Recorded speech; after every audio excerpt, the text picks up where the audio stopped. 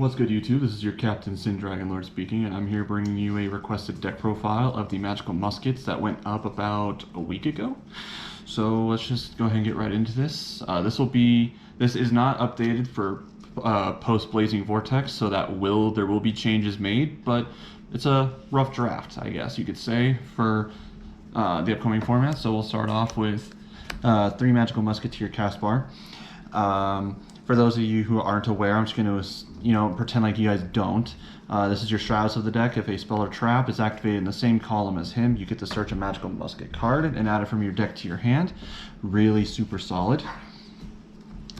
And then we play 3 copies of Starfire. If a spell or trap is activated in the same column as her, you get to special summon a magical musket monster from your deck in defense mode. And then we play 3 copies of Doc. I've seen a lot of people play 2, but I feel like for the grind game, 3 is absolutely great. And seeing a magical musket name in hand isn't terrible unless you drop multiples of it. Obviously early game, not that great, but still, it's not the worst thing to draw. 3 copies of Kid Brave. When a spell or trap is activated in the same column as him, you get to discard a magical musket card and then draw 2 more cards. And also Doc, you get to recur 1 from your graveyard. Recur a magical musket card from your graveyard, add it to your hand. It does not target. Sorry, I forgot to explain that. And then for the last magical musket card, we play Calamities for the double or nothing package. Her effect, when a spell or trap is activated in the same column as her, you get to special summon 1 from your graveyard. So it basically serves as a way to get 2 level 4s on the board for your double or nothing play, for your 1 kill shot. For the text, this could be anything. This could be Parallel Exceed, this could be Dimension Shifter, this could be a number of different things, but for now, I'm testing out 3 Alpha, the Master of Beasts. It's a really solid going second card. It helps you break boards, and it's a non-targeting removal, so that's nice. And it's a 3k beta that you can just special summon, so can't really complain about that. Onto the spell cards, we play 3 copies of Cross Domination. This card's amazing. It allows you to negate a monster's effect while reducing its stats to 0, which really helps, especially in the double or nothing combo where you can just swing direct for 10,000, which will be game 9 times out of 10. And then we play 3 copies of Triple Tactics Talent.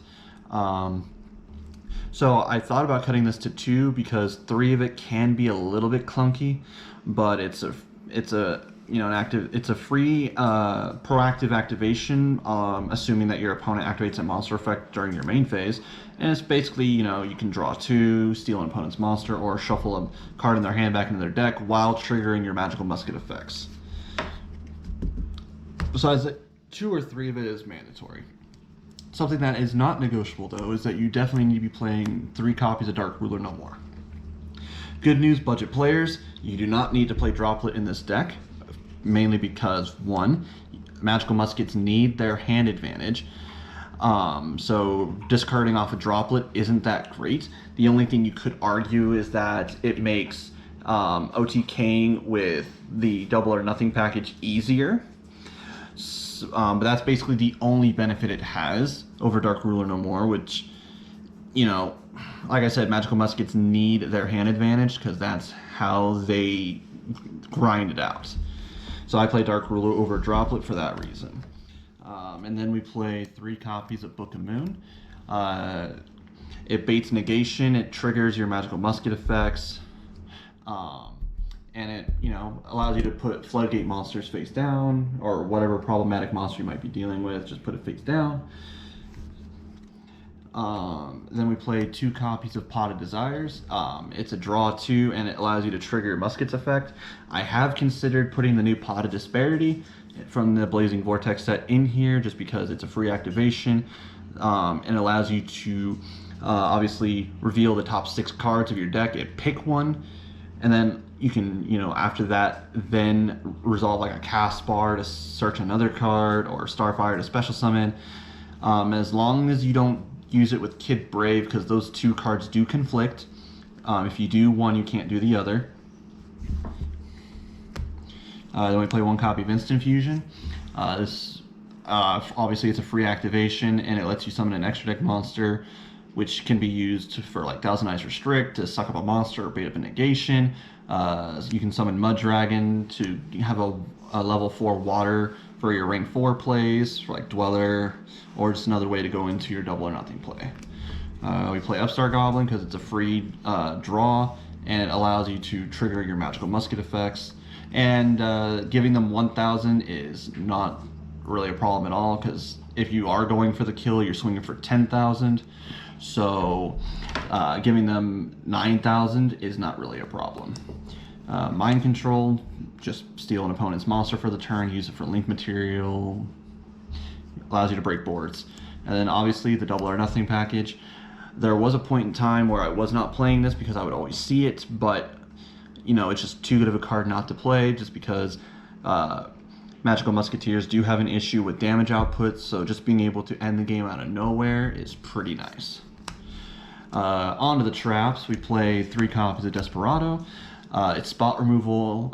You can activate it from your hand because of the magical musket effects, which makes the deck kind of unique. You can activate all the spells or traps from your hand, even if it's not your turn. So it allows you to play around back row removal and things like that, because they can't really screw with it if it's in your hand.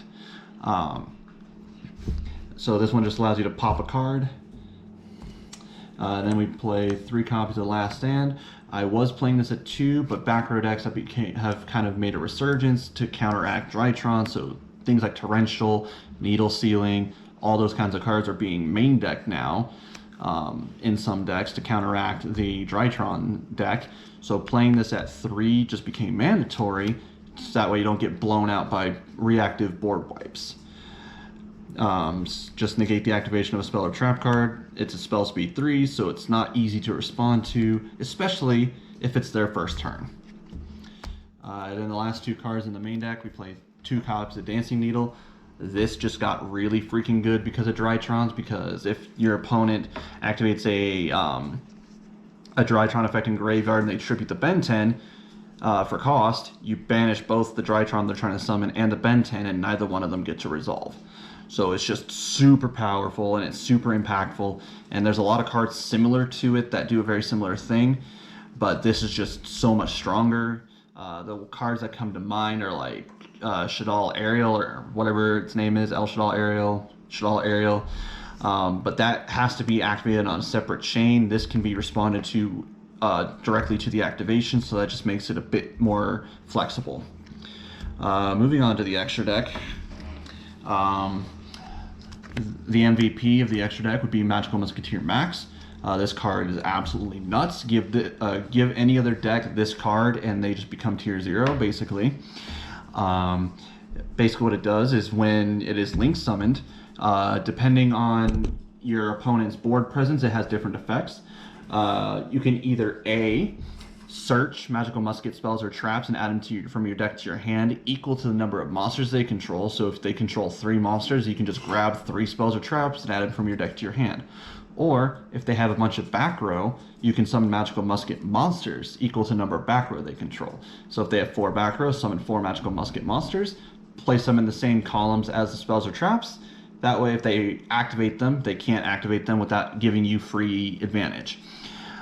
So, and it also offers up link play combos, and you know, it helps with the double or nothing combo. So it's just really freaking good. Definitely play 3 of it. Link Karibo and Relinquished Anima for your other Link 1s, just because you do play Thousand Eyes Restrict, and this one allows you to bait out more negations or suck up more monsters. But the issue with this is that it doesn't give you an arrow pointing down, so if you do this one, you can't really do max afterward. So this is just use that at your own discretion, but Link Karibo does give you an arrow pointing down, and it also gives you protection from battle because it makes the monster 0. So it's pretty solid. Onto the Link 2s, we play Nightmare Cerberus and Nightmare Phoenix. Just for generic spot removal, spells or traps, special summon monsters in the main monster zone. And if they're co-linked, because max points down, and since they point up, you get the additional draw effect as well, so just free value. Link 3s, we play Nightmare Unicorn, just to complete the Nightmare package, and we play Blacklister Soldier, Soldier of Chaos. Since we play Alpha in the main deck, it gives us a level 7 or higher monster to use it for link material, which grants it the immunities, and it just basically becomes really hard to deal with. And then for the 1 link 4 that we play Access Code Talker. This card is just absolutely insane. You could play Boral Sword over it if you can't afford it, because it is kind of an expensive card. But it basically serves the same role. It helps push for damage, helps to OTK, but it also allows you to have unrespondable like spot removal. So you can just start popping things and they can't do anything about it. So it's really worth the investment if you can afford it. Then for the fusions, for the instant fusion targets, we played Thousand Eyes Restrict and Mud Dragon of the Swamp. Rank 4 plays or just bait out negation. This is definitely a blind second deck, so it's definitely helpful to do that.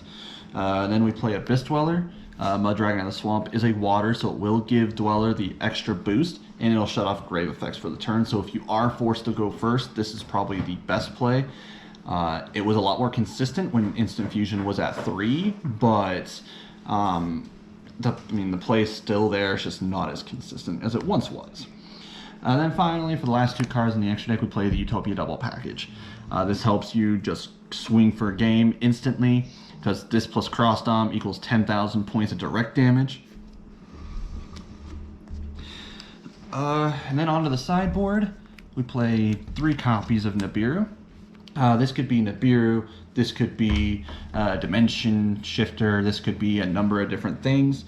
I prefer Nibiru though, because the token is so easy to get rid of, simply because you give them the token, you search a Desperado or a Cross Dom with Max, and then you just have a searchable out to it that you provided. So it's both reactive and proactive.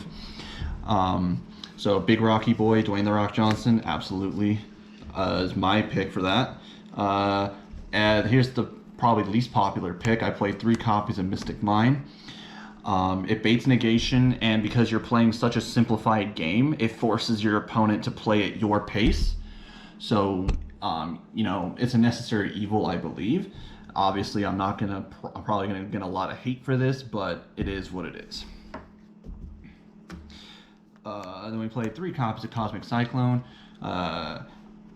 I was toying around with playing things like Twin Twister, because the Magical Muskets basically cover the cost of activation by recurring resources. But I just figured Cosmic Cyclone is just a little bit better, because like I said, hand advantage in Magical Muskets is everything. So not having to discard is, really great. And a lot of the things that you want to hit, you don't really need to hit more than 1 card at a time anyway. But if we do play the 1 copy of Harpy's Feather Duster. I've been on the fence about this one, honestly, just because, yeah, it's great to wipe out back row, but you want to profit off of Max first and then blow them out. So, just time it well, that way you get that way you can get the maximum value. Then for more going first options, we play 3 copies of Summon Limit. Again, Magical Musket is a very slow play style until, we're ready to just blow up, in which case we're trying to kill you. But until then, we want to slow you down. So if we're forced to go first, Summon Limit, forcing your opponent into only 2 summons per turn, is pretty nuts. And then we play the 3rd copy of Dancing Needle. Like I said, in certain matchups, this is a god card. So against those matchups, you side the 3rd one in, and it's just absolutely insane.